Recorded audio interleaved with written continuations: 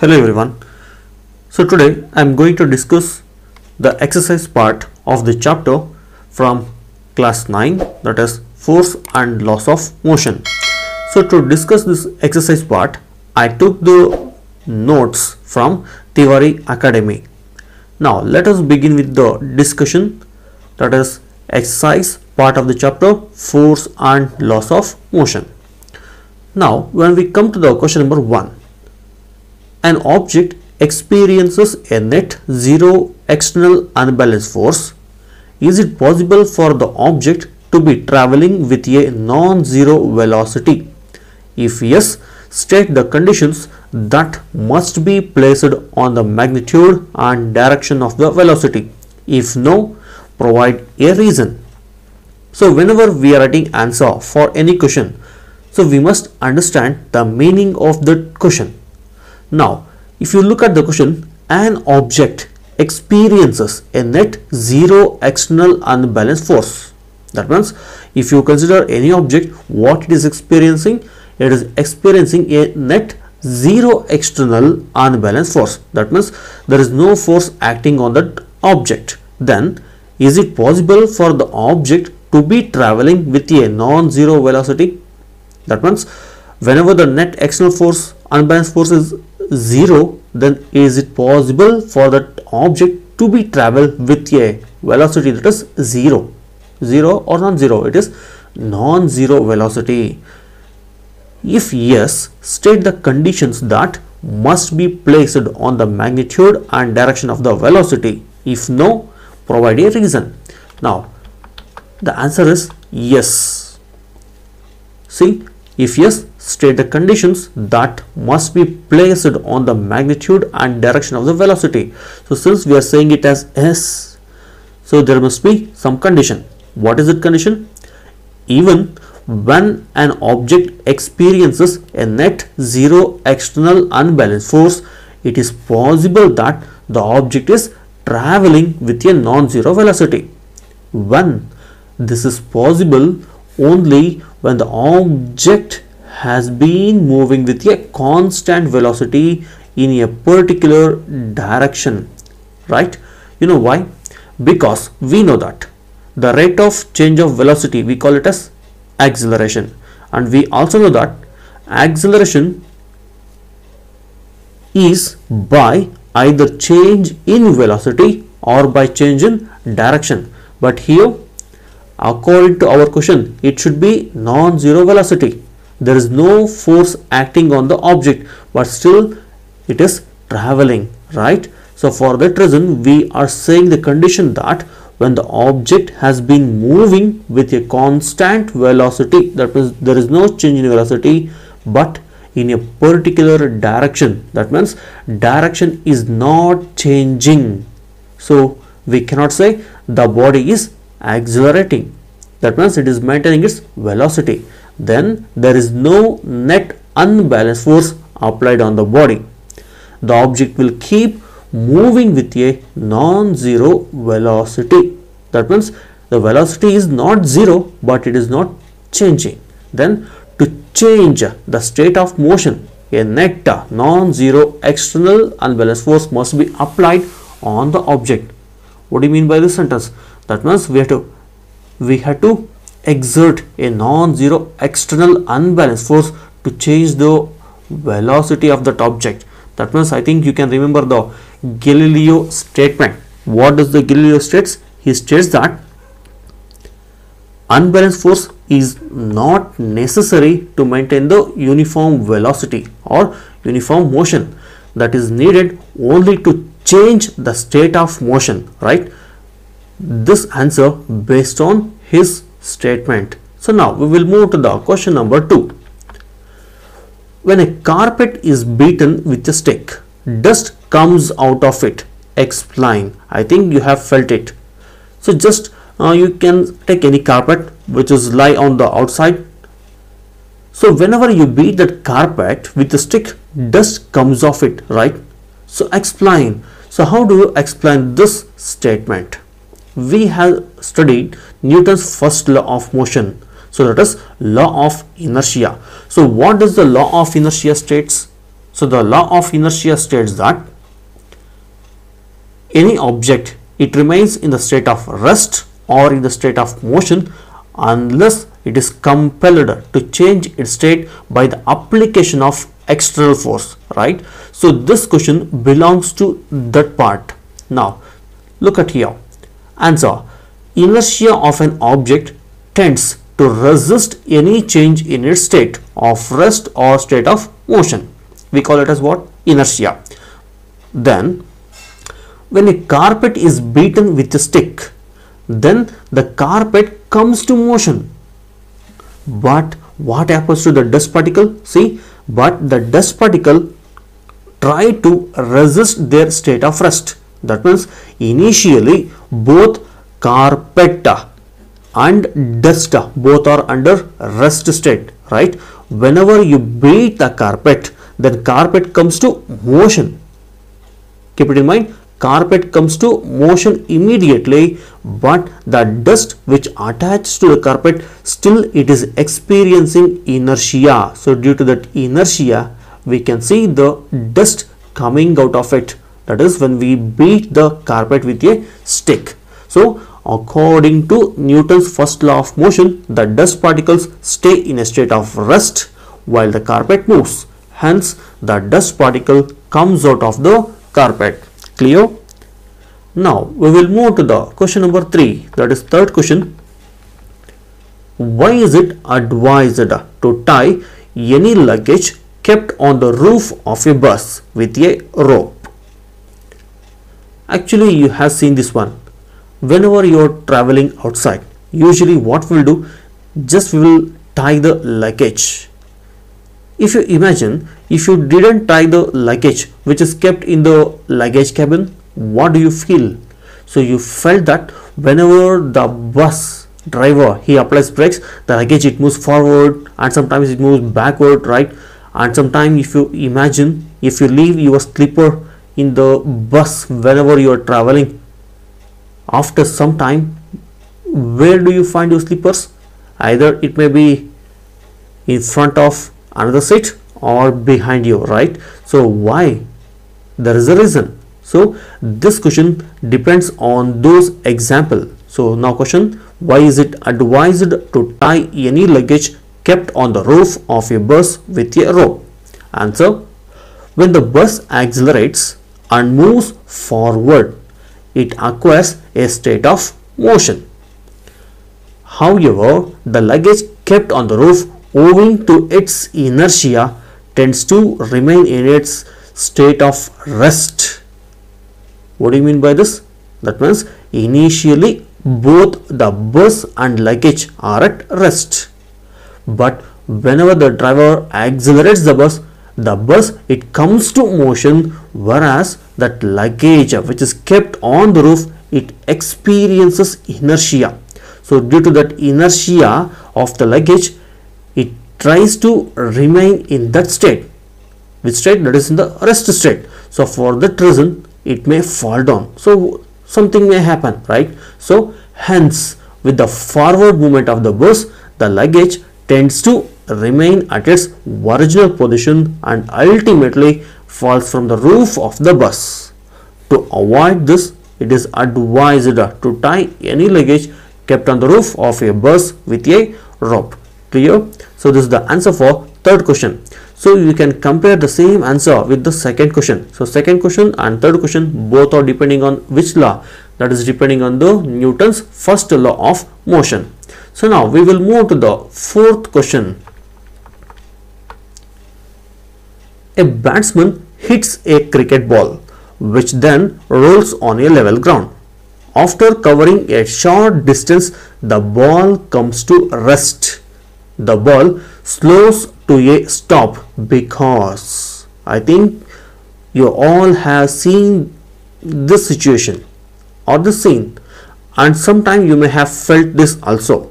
That is, a batsman hits a cricket ball which then rolls on a level ground. After covering a short distance, the ball comes to rest. The ball slows down to a stop because, first question, no, it is the choice. the batsman did not hit the ball hard enough. Velocity is proportional to the force exerted on the ball. There is a force on the ball opposing the motion. Then the fourth option is there is no unbalanced force on the ball, so the ball would want to come to rest. Then which one do you prefer as the answer for this question? We all know that whenever an object is moving on the surface, it experiences an opposing force. What is that opposing force? We call it as friction, right? So due to the friction, the moving ball or any moving objects, they will come to rest. So here, whenever the batsman hits a cricket ball, it rolls down as usually, but after covering a short distance, it comes to rest. Why? Because of friction. So then which is the answer? Answer is the C. There is a force on the ball opposing the motion. So what is that force? That force is frictional force. See here, a batsman hits a cricket ball which then rolls on a level ground. After covering a short distance, the ball comes to rest because there is frictional force on the ball opposing its motion. So frictional force always acts in the direction opposite to the direction of motion. Hence, this force is responsible for stopping the cricket ball. Understood? So here, what is the main answer? The main answer is regarding frictional force. Now, we will move to the question number 5. It is related to a problem. And keep it in mind, whenever we are solving any problem, the most important thing is we have to identify the given data. So now, look at the question. A truck starts from rest and rolls down a hill with a constant acceleration. It travels a distance of 400 meters in 20 seconds. Find its acceleration. Find the force acting on it if its mass is 7 metric ton. So already they have given a hint, that is 1 metric ton is equal to 1000 kg. So now what we have to find is acceleration, and then we have to find the force acting on it if its mass is 7 metric ton. So already whenever we are reading the question, we have sorted out the data. Now we will write it separately here. So initial velocity of the truck, what is that? It is u is equal to 0 meter per second. Why? Because the truck, it starts from rest. So the initial velocity of the truck will be 0 meter per second. Then time taken is 20 seconds, right? And then the distance covered by the stone, that is S, is equal to how many meters? That is 400 meter. 400 meter. It is not stone, it is what? Truck. So by mistakenly they have given stone here, but it is truck. So how many meters? 400 meter.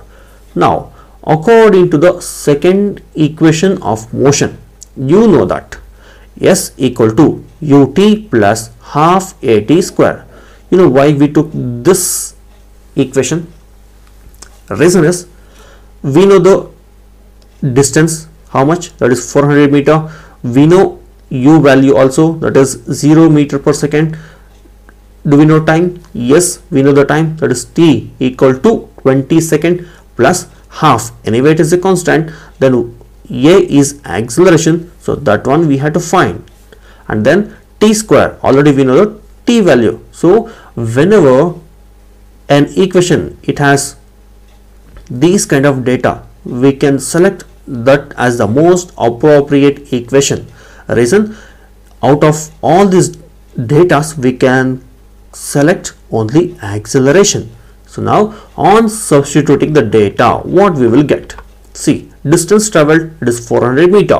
What is u? 0 into what is time? It is 20 plus half into a, we don't know that, so we are calculating acceleration into t means 20 second, so it is 20 whole square.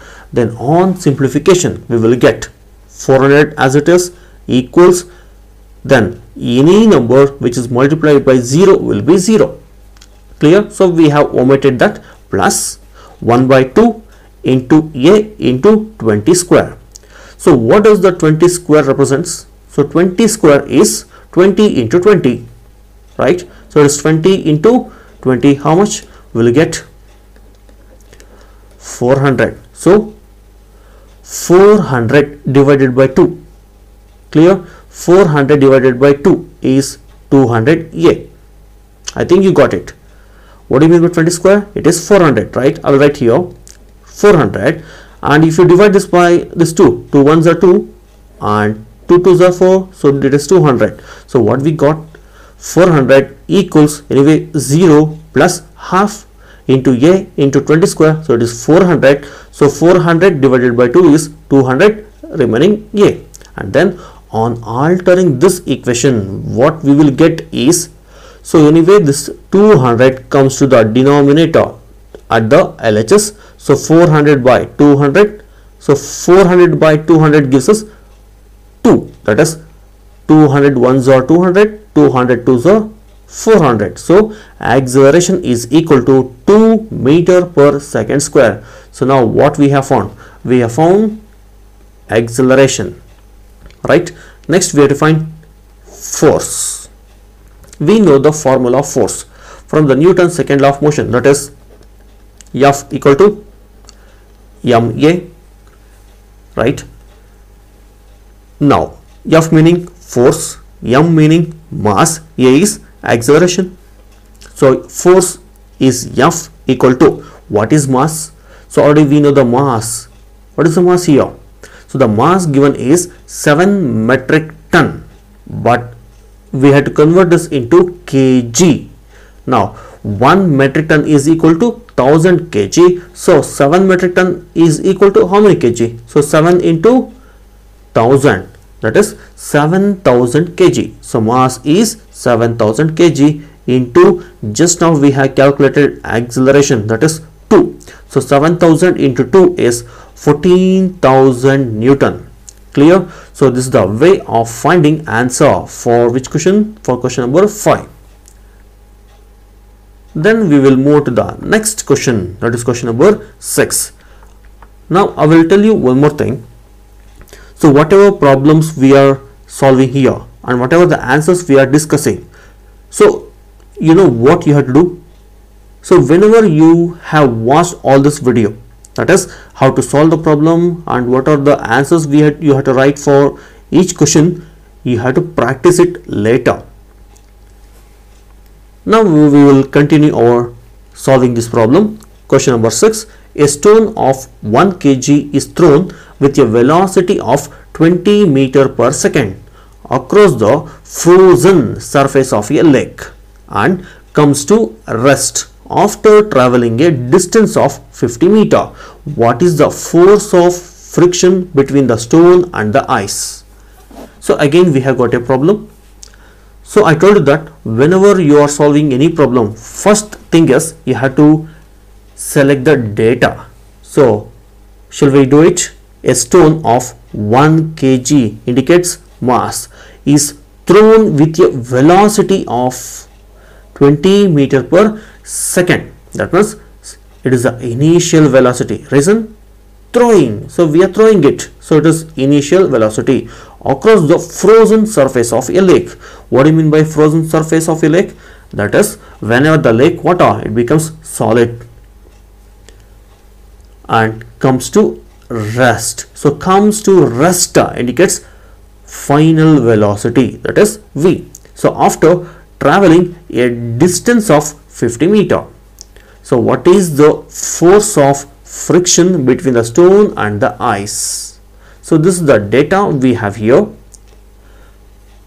So initial velocity of the stone is 20 meter per second because we are throwing it, and final velocity of the stone, that is v equal to 0 meter per second, and then the distance covered by the stone is 50 meter. So what we have to find? We have to find force. So what is the formula of force? That is F equal to ma.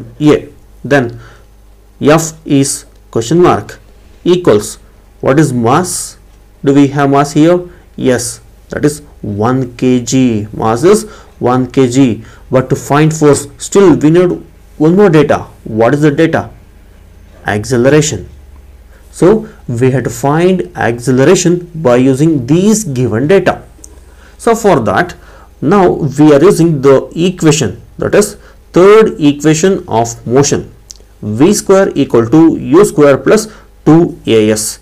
Reason, we have v value, we know u value, plus 2 is constant. We are finding acceleration and we know the distance traveled by the stone.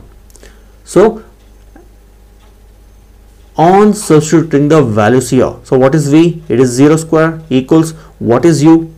See here, it is 20 meter per second, so 20 whole square plus 2 into a into what is this? It is 50 meter. So now on simplification, what do you get? I will do here. So it is 0 equals 20 square, meaning it is 400 plus 2 into 50. How much you will get? So 2 into 50 is 100. So it is 100 a, right? And then on altering this equation, you know what you will get? So this plus becomes, I will write the next step here. It is minus 400 equals 100 a, and then on taking this 100 here, we will get a minus 400 divided by 100 a. So 100 ones are 100 fours are, so a equal to minus 4 meter per second square. So now we have got acceleration value, that is 4 meter per second square. But here we have got the sign, that is negative.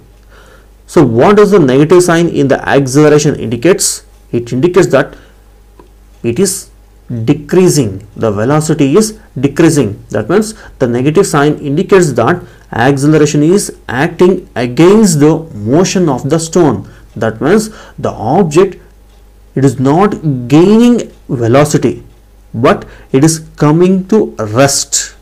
What do you mean this? The object is coming to rest. That means the acceleration is decreasing. Clear? So that is the meaning of negative sign. So now we have acceleration value, we know the mass. Now easily we can find force. So from Newton's second law of motion, force is equal to mass into acceleration. So F equal to ma, then F equal to mass, meaning 1 kg into acceleration, it is minus 4. So 1 into minus 4, it is minus 4 Newton. So this is the way of finding answer for the above question. Clear? So now what you have to do is just take the question and then solve this answer by yourself if you have understood this answer. Now we will move to the next question, that is question number 7. A 8000 kg engine pulls a train of 5 wagons, each of 2000 kg, along a horizontal track.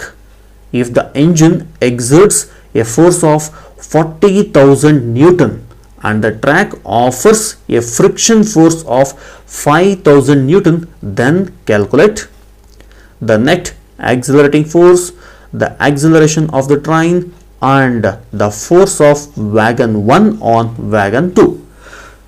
So to understand this question, first we need to write a rough diagram of the train with how many wagons? 5 wagons. So consider, just I will write a rough diagram here, and keep it in mind, I am not an artist. So consider this as the engine of the train, right?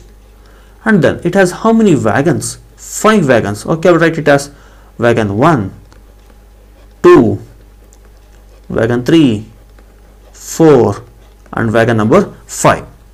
And these are running on a track, right? This is the track. Consider this as the track. Now what we have to find? Net accelerating force. First we have to find the data. 8000 kg engine, how many wagons? Train of 5 wagons, each of 2000 kg along a horizontal track. if the engine exerts a force of 40,000 Newton and track offers a friction force of 5,000 Newton. So this is the data we have to solve these questions.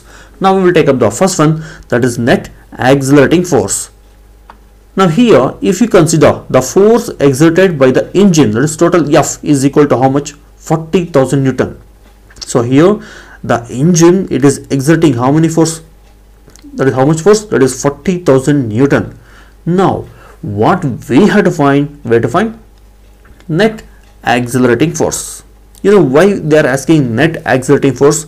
That is, whenever the train it is running on the track, the train wheels, they experiences friction, right? So whenever either you walk on the surface or you roll a ball on the floor, or whenever you ride a bike on the road, so here in every cases we can find a force. What is a force? That is called friction force. So what do you mean friction? So friction force is the opposing force of motion. It is a friction force, it is the opposing force of motion. So here the train, for its motion, it is using how much force? That is 40,000 Newton.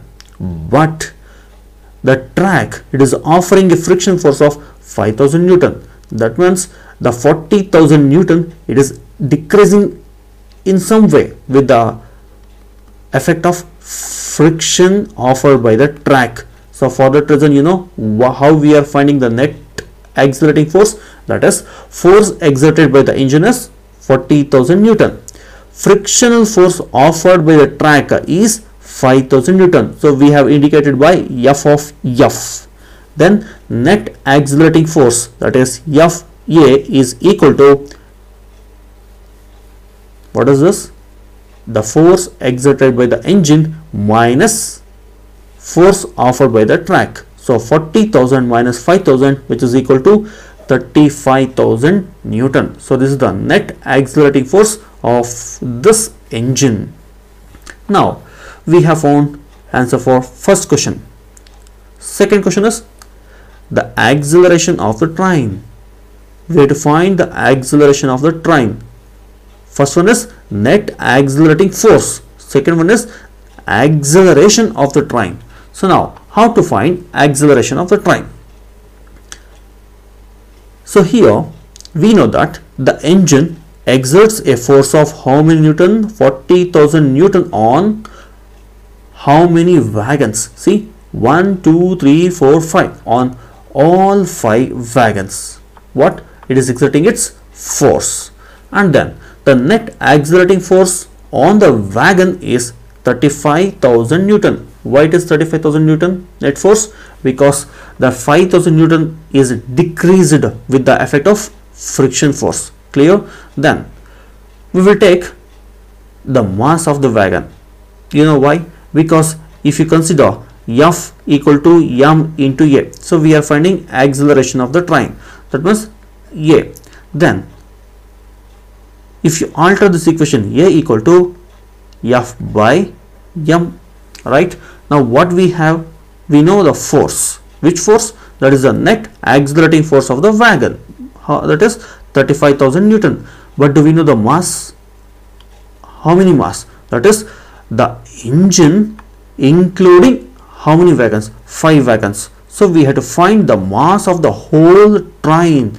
That is engine plus 5 wagons. How many are there? See, mass of the wagons is m, which is equal to mass of a wagon, that is one wagon into number of wagons. So what is the mass of a wagon? One wagon mass is 2000 kg. But how many wagons are there? So the total number of wagons are 5. Then the mass of the train is equal to 2000, that is mass of one wagon into 5 numbers, equal to how many kg? It is 10,000 kg. Next, the total mass including the mass of engine, that is capital M, equal to small m, indicates mass of the wagons, plus 8,000. Why it is 8,000? 8,000 is the mass of engine. So this is the mass of wagons. So 10,000 plus 8,000 is equal to 18,000 kg. Clear? So now by using Newton's second law of motion, that is force equal to mass into acceleration, so on altering equation we will get this form. So that is A equal to force. Which kind of force? Net accelerating force divided by mass equal to net accelerating forces 35,000 Newton, and the total mass of the train is 18,000 kg, which is equal to 1.944 meter per second square. So this is the answer for second sub question. Now we will move to the third sub question, that is the force of wagon 1 on wagon 2. That is the force which is exerted by wagon 1 on wagon 2. How much? Then how to find it? Just keep it in mind. Here we are finding the force exerted by wagon 1 on wagon 2. That means we have to exclude these parts, right? See what happens further. So the mass of 4 wagons excluding wagon 1. Why we are leaving excluding wagon 1? Reason, we are finding the force exerted by wagon 1 on wagon 2. So for that reason we are excluding wagon 1. We don't need it because this is the wagon which is exerting force on wagon 2. So we are excluding wagon 1. Then what will be the mass of the wagons? So m is equal to 2000, because 2000 is the mass of one wagon into how many wagons? 4 wagons. Why? Because total wagons present in the train is 5. Since wagon 1 is exerting force on wagon 2, we are excluding the first wagon. Then it is 4 wagons. Then how many kg total? 8 kg. The total mass of the 4 wagons is 8,000 kg. And then we have calculated acceleration of the train. So what is acceleration? It is 1.944 meter per second square. So already we know the acceleration. Then the force of wagon 1 on wagon 2, that is F equal to ma. F we are finding equal to what is mass? So this is the mass of wagons. How many wagons? 4 wagons, because wagon 1 is exerting force on remaining wagons. In question they are saying force exerted by the wagon 1 on wagon 2, right? They are not mentioning the remaining 3 wagons, but you have to keep it in mind that wagon 2 is also connected to wagon 3, wagon 4 and wagon 5. So for that reason we took the total mass of all these 4 wagons. Clear? Now F equal to ma. So m is 8,000 kg. Reason, because this is the total mass of 4 wagons into acceleration. So 8,000 into 1.944 is equal to 15,552 Newton. So this is the way of finding answer for this question. Clear? So now we have discussed how many questions? Total 7 questions. So remaining questions we will discuss in the next part of this video. And one more thing, please keep it in mind, if you have understood this session, so please solve the answers for every question by yourself by taking the questions from your textbook exercise. And then please like the video if you understood this topic, and along with that please share this video those who need answer for the CBSE 9th standard physics topics. Thank you.